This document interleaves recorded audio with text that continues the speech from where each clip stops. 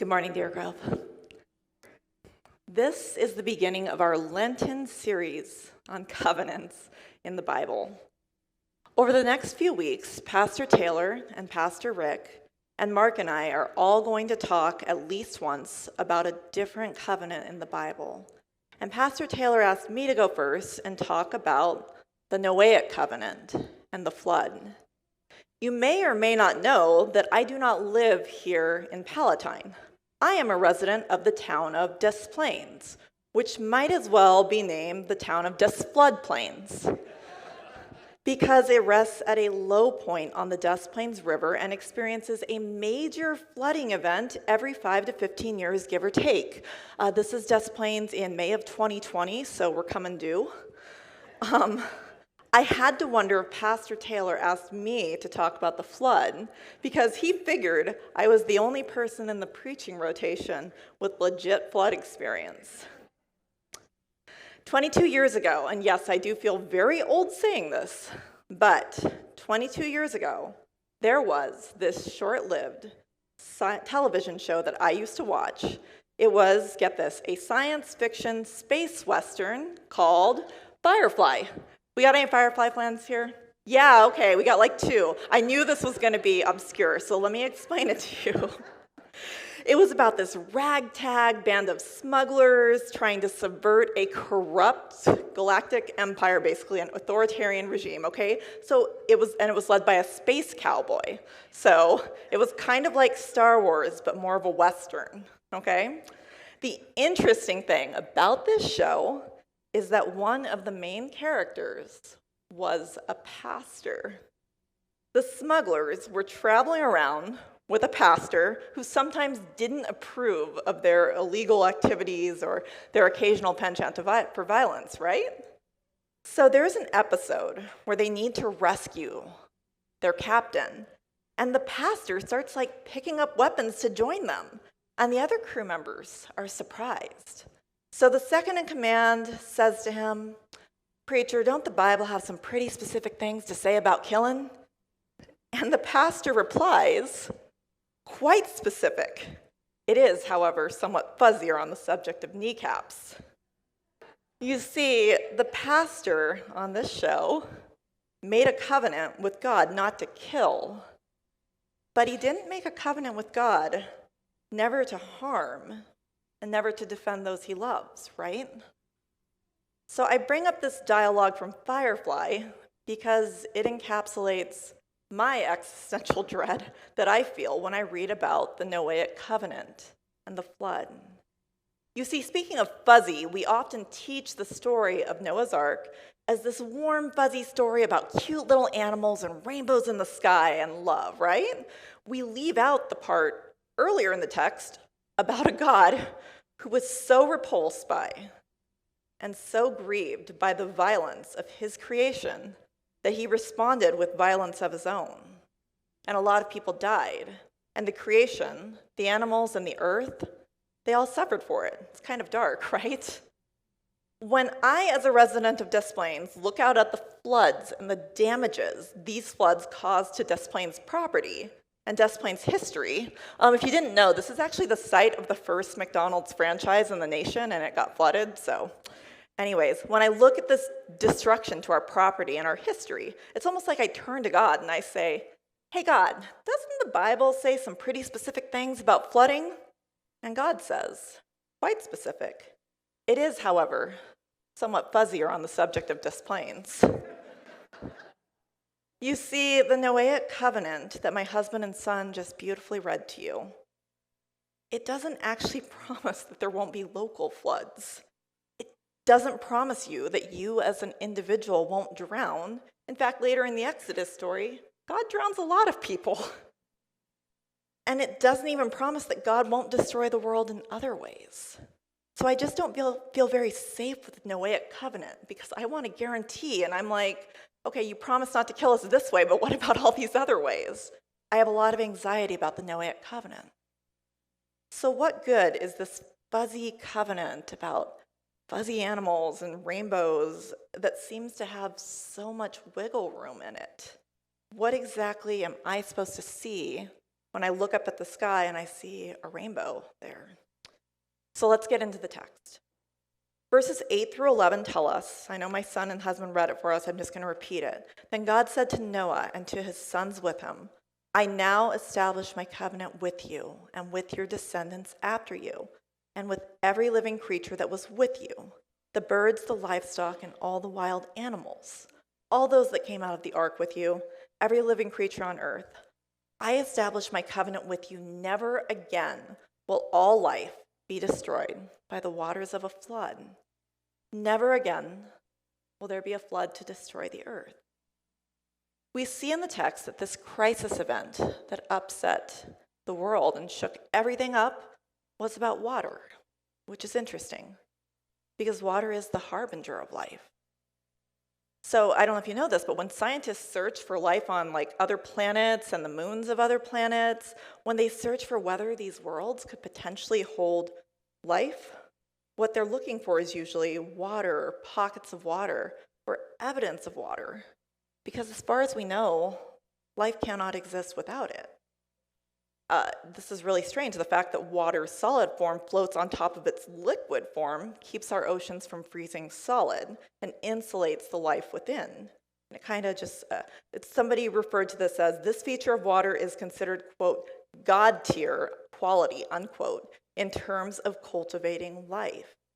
So it's not that it's completely impossible for life to exist without water. It's just that we as human beings, as scientists, have no idea what that would even look like, what water without life would look like, or what life without water would look like. It's also well known that as human beings, our bodies are 60 to 75% water, depending on age, weight, gender, and health.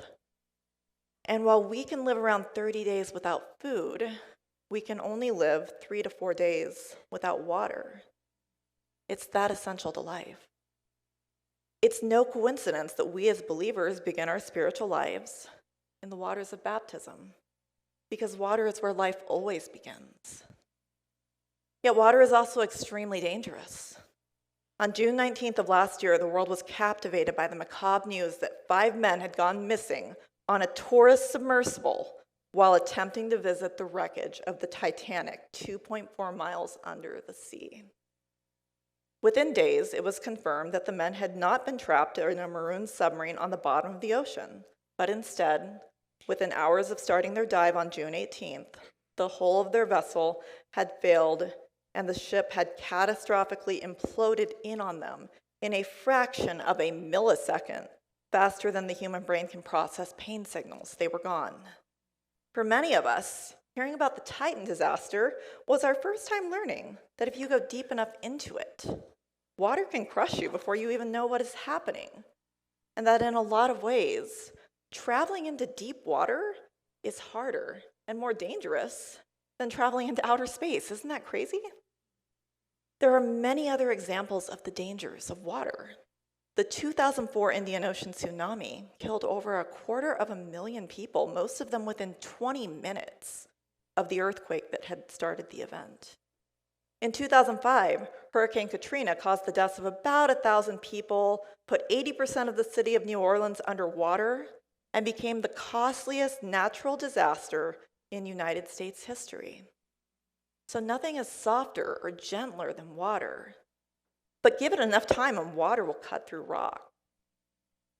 So as carbon-based life forms, we live with this tension about water, right? We're tethered to it.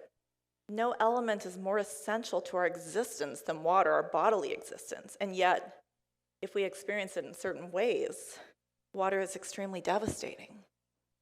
But we also see this tension in God. Elsewhere, Scripture affirms, in him we live and move and have our being. Through him, all things were made. Without him, nothing has been made that has been made, right? It all goes through God. In him, all things were created, things in heaven and on earth, visible and invisible. All things have been created through him and for him. We are tethered to our Creator, and yet if we experience him in certain ways, he comes across as violent and devastating. And we live with that tension. Here with the flood, God admits that he has taken this thing that all life needs and turned it into a weapon against all life. The text says all life. but he's not going to do that again. Never again will I take this thing that all life needs and turn it into a weapon against all life. Never again will I do that. Instead, he's going to do something new. He's going to covenant with us. So what kind of covenant is God making with us after the flood? We understand this covenant better when we understand that the animals are included in it. 5 times in the course of this one passage that my husband and son read to you, God reiterates that the animals are included in this covenant.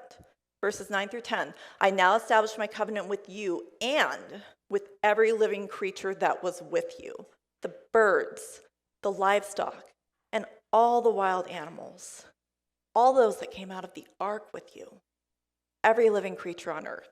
Verse 12, this is the sign of the covenant I am making with you and every living creature with you. Verse 15, I will remember my covenant between me and you and all living creatures of every kind. Verse 16, the everlasting covenant between God and all living creatures of every kind on earth. And just in case we didn't get it the 5th time, this is the sign of the covenant, verse 17. I have established between me and all life on the earth. So God really, really wants us to understand that the animals are included in this covenant he is making. Why? People sometimes like to argue about whether they're a cat person or a dog person, right? We got any cat people here? No cat people, just a few. We got any dog people? Oh, the dog people are out in force, right? They argue about which one is smarter, which is better, which is more loyal. There are articles, there are memes, there are scientific studies. And as for me, I do own both a dog and a cat. But actually, you're all wrong. Hamsters, I'm more of a hamster person. Hamsters are the best pet. There are currently 4 hamsters in my household. And this guy here, Panda, was my son's hamster a few years ago. Isn't he adorable? Costa was at peak photobombing phase. Yeah. Yes, he was. I'm talking about Panda, though, because I have a story about him. When we got Panda, he was extremely skittish, okay? He did not like us at all. He didn't like to be held. He didn't like us approaching him. I'm pretty good with hamsters. I did all of my taming techniques. I was so gentle with him. But he did not like to be held. He was terrified of people. And I couldn't seem to break him of this fear. Now, Panda had this little wooden toy. This is actually the wooden toy. He had this little wooden toy with a little round window on it. You see it? And I don't mean to body shame Panda, but he was probably my chunkiest hamster that I ever had. So one day I'm cleaning my son's room and I notice Panda is kind of laying next to this toy in a weird way, but I was like, whatever, hamsters are weird sometimes, so I kept cleaning. And after a while I realized Panda was not moving. So I took a more careful look at him and I realized that Panda was stuck. You see this little hole in the toy? He had tried to go through it, and his front side had gotten through, and his back side was not coming through. It was like Winnie the Pooh and the honey tree, but a lot more terrifying for both of us. And he wasn't even struggling anymore. He was just laying down waiting to die. And I was terrified because I was like, how am I going to cut him out of this thing? But I pulled it out of the cage, put it on the floor, and I kind of just carefully squeezed his hindquarters, and I was able to push him through. And this amazing thing happened after this. Panda was like my best friend. It was like we understood each other. He wasn't afraid of people anymore. It was like we were vibing together. And I like to think we had a really good relationship. And that's why I was able to get this great picture. He wasn't afraid of us anymore. My son was able to hold him. We were all able to hold him. He thought people were good. So I'd like to think that I have a pretty good relationship with most of my hamsters. And I'd like to think that I know how to communicate with them to a certain extent. But I have no idea how to make a covenant with them. How do you make a covenant with an animal? I mean, you don't, right? Animals can be trained to a certain extent. Sometimes they can even be trained to do amazing things. But animals don't make agreements. All they know is repetition and rewards and safety and love. So this inclusion of the animals in the Noahic Covenant highlights a few things for us. It highlights our stewardship over the animals and how their fate is bound up in ours. and how when we mess up, they suffer for our mistakes. But it also highlights what exactly God is offering us here, and that is a covenant without conditions, a covenant that requires nothing from us. God could have said, hey, I covenant not to flood the world again so long as you are not violent again, okay? You keep up your end, I'll keep up mine. But if you are violent, it's flood time again, right? But he doesn't say that. In fact, he promises to never do it again, regardless of our actions. If and when humanity is violent again, he's going to have to try something else. Verses 12 through 17 are about the rainbow. And God said, "This is the sign of the covenant I am making between me and you and every living creature with you, a covenant for all generations to come. I have set my rainbow in the clouds, and it will be the sign of the covenant between me and the earth. Whenever I bring clouds over the earth and the rainbow appears in the clouds, I will remember my covenant between me and you and all living creatures of every kind. Never again will the waters become a flood to destroy all life. Whenever the rainbow appears in the clouds, I will see it and remember the everlasting covenant between God and all living creatures of every kind on the earth." So God said to Noah, "This is the sign of the covenant that I have established between me and all life on the earth." Now, I've just repeated the passage from the New International Version, but this is actually one of those places in Scripture where your translation might be doing you a little bit of a disservice, okay? So the Hebrew word here that's translated rainbow in this passage is keshet, and it appears 76 times throughout the Old Testament. And in 72 of those times, it has nothing to do with rainbows. It is a term that literally relates to archery. It's the term for bow. Out of 76 uses, only here three times, and in one place in Ezekiel, does it refer to an atmospheric phenomenon and not an actual weapon of war, or to people wielding a weapon of war. Okay, so God has just done something very violent to humanity, right? That terrible part we like to skip over. He's done something very violent to humanity and to the world. And he is now literally taking his weapon of war, turning it into a beautiful rainbow, and laying it aside in the sky, a symbol of his covenant with us that we can sometimes see. But we've already established that God can still drown people, that he still has other tools of violence and of judgment available to him, right? So what is he laying aside? Can this mean anything if he can just do the same thing in different ways? So water was with creation in the beginning, right? Water was there when it was all chaos, okay? In Genesis 1:2, the earth was formless and empty. Darkness was over the surface of the deep, and the Spirit of God was hovering over the waters, right? That's the second verse of the Bible. So at the creation, all was water. Now we've been in Genesis 9:8 through 17 today, but had we read the passage immediately preceding our passage, had we read verses 1 through 7, we would have found a lot in common with God's commandments to Adam and Eve at the creation of the world. God tells Noah and his sons to increase and multiply. He tells them that they have stewardship over the beasts and the fish and the birds of the land. He tells them not to eat certain things. And he tells them not to kill because humans are made in the image of God. One of those places where the Bible says some quite particular things about killing, right? It's not exactly the same as what he told Adam and Eve, but the similarities are undeniable. Creation has just undergone a soft reset. That is the promise of the Noahic Covenant. God is not going to subject humanity and the animals and the entire world to a soft reset. God is not going to return us to primordial creation. God was previously brandishing a weapon of war. But by making that weapon of war into a thing of beauty and laying it aside in the sky, God now brandishes a weapon of love. You see, without the Noahic covenant, God could just keep wiping us out and resetting us. But now he says, we're not going back. I already tried answering human violence with violence, but now I will answer human violence with love. And these newer covenants that God moves us into, the other preachers and pastors at DeerGrove are going to talk about in the coming weeks of our season of Lent. But this thing that we get from God, this deal where God moves us forward and not back, that is freely given. It is a covenant that does not depend on us. So I'm going to invite the worship team forward now.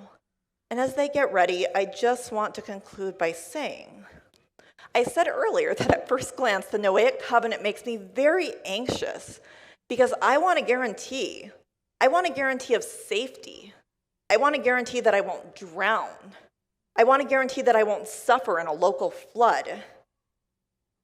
But it turns out that the problem with the guarantee I want is not that it's too big for God, but that it's too small. It turns out that God doesn't want me safe, he wants me saved.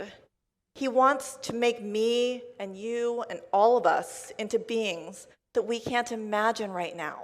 Beings that are humble and gracious and strong and holy and eternal and radiant with light and joy. That's what he wants. He doesn't want to go back to the beginning of creation again. It also turns out that the Bible isn't all that fuzzy on what will happen to the earth and everything in it. 2 Peter 3:7 says, "The present heavens and earth are reserved for fire, being kept for the day of judgment and destruction of the ungodly." It's not fuzzy at all. We as believers are baptized in water and fire, and so too will be the earth.